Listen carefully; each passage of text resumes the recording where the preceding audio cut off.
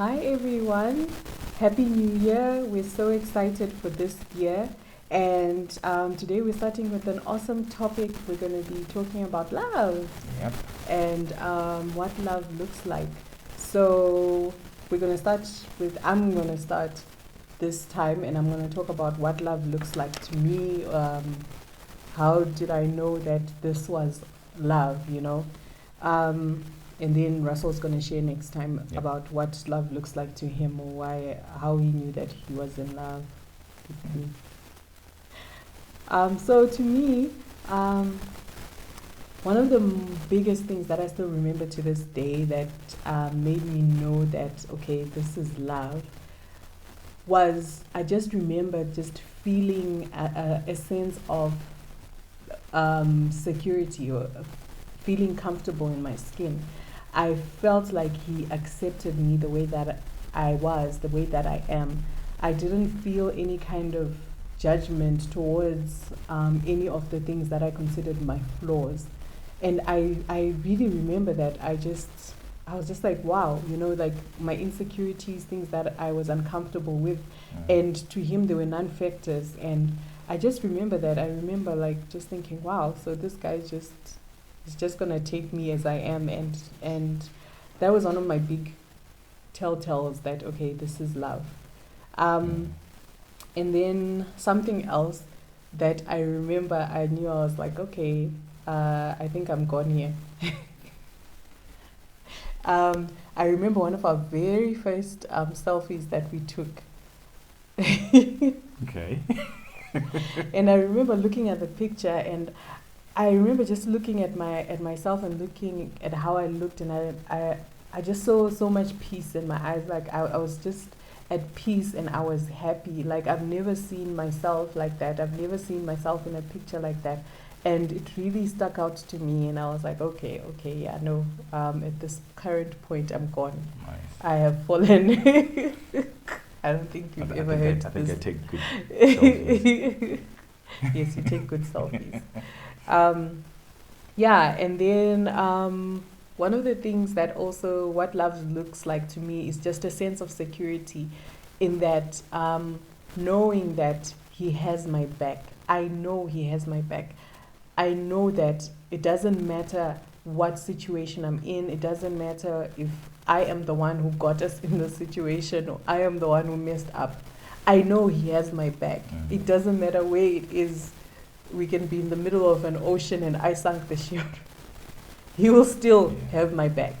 And I know that that is love. There is, like, there's times when we're in a situation and I know, okay, this was me. But he'll never come out and say that, okay, here, you messed up. It will just be a matter of, okay, so what are we going to do this is where we are. And And I think it just comes from a point of knowing that whatever that we are in, you did not intentionally get us into that position. I obviously respect the person that you are and your decision making and all of these things, and all of us being human, we all make mistakes. So it doesn't make any sense that if someone has made a mistake or I've made a mistake, and by the way, that feeling is mutual also, because I've found myself in scenarios where I've misjudged or made a mistake, but I'm secure in the knowledge that we've got each other's back, and we will find our way back to where we're supposed to be. So I just agree with you on that. yeah, and then something else, what love looks like to me is just knowing, like, um, when I finally found love, it was a mind shift of knowing and understanding that we can have a disagreement, but no one's walking out. Oh yeah. Like, we can have a disagreement, and there is respect in that disagreement. It's not a battlefield. It's not, okay, we're going to go and we're going to duke it out until someone wins. Like, there's a sense of understanding that we are tied together and we're in this together. And if we fight, and we're looking for someone to win, we'll never win. We'll both lose, because if you go down, I go down, because we are tethered, we're tied together. Correct. And that's one thing that also, for me, that's what love looks like. Like, I Yeah. always want you to win, and you always want me to win. Yeah. That means everything. Correct. Yeah, we're a team, right? So, and you are as strong as your weakest link. So, in our moment of weakness or in a moment of disagreement, we always have to disagree on the premise that we are a team and that no one is looking to score points and no one is looking to outdo the other one.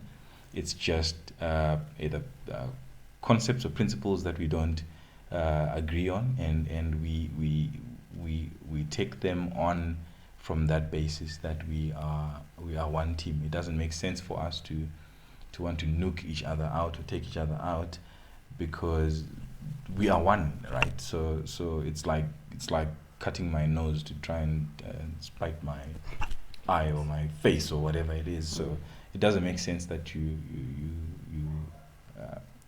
go all out and fight. But it's actually nice to actually realize that that is a definition to you of what love is. It's nice. Thanks. Yes. And then something else that just makes me, or that makes me understand what love looks like, is knowing that it makes you happy to see me happy. Oh yes. I think that's like your Yeah, purpose in that's life. it. Yeah. So for me, like, I really love that. It makes me feel so secure that he'll do whatever it is that, whatever it is that he sees that can make me happy, he'll do it. If he knows that this will make me smile, if he knows that I like this, or whatever it is, he'll make sure that he does it for me, because it really it really makes him happy to see me happy. And for me, that's love. Like, there's no selfishness at all. Like, everything that he does, I think partly he's just doing it just to see my reaction, to see if I'm happy, and that's love. It's very selfless, and I really love that. And that's, for me, that's another true definition of what love is. Well, happy. I don't know who said this. Happy wife, happy life.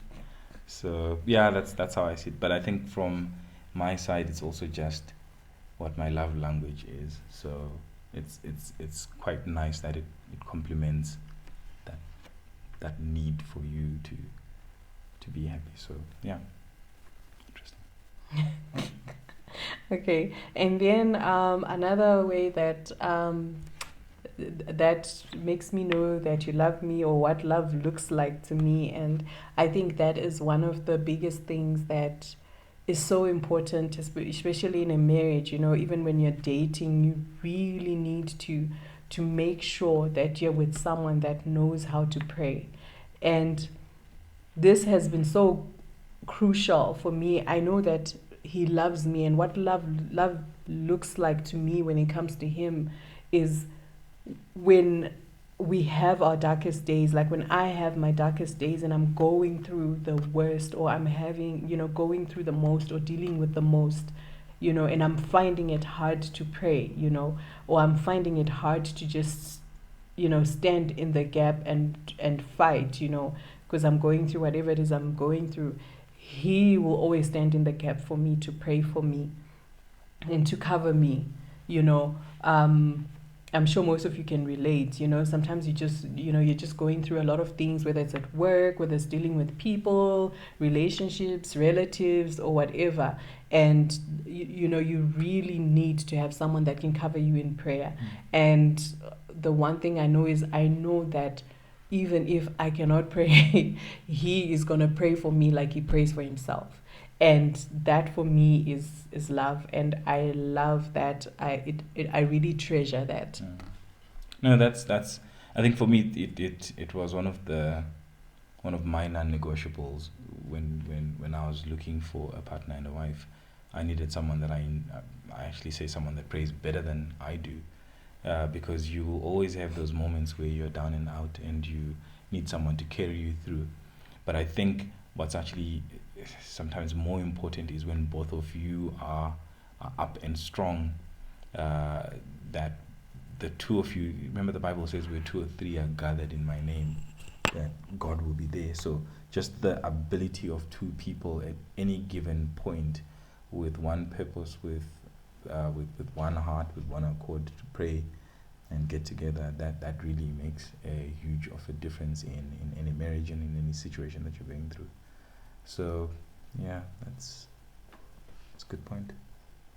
Yeah, so I think that's just a summary of what love looks like to me. It's a small summary. Would probably spend the whole day here. But you mentioned a bit about the love languages. Yeah. So since we're talking about love, I think we can go ahead and talk about love languages, because I think it's very important to understand love languages, because that helps you to love the person you're with correctly, and it allows that person to love you correctly, or to show you how to love you correctly. And it also gives you room to be able to explain to the person you're with what love looks like, or how you feel loved. So what's your love language? What's my love language? It's words of affirmation and touch and quality time. I think those are the 3 that come out strongly.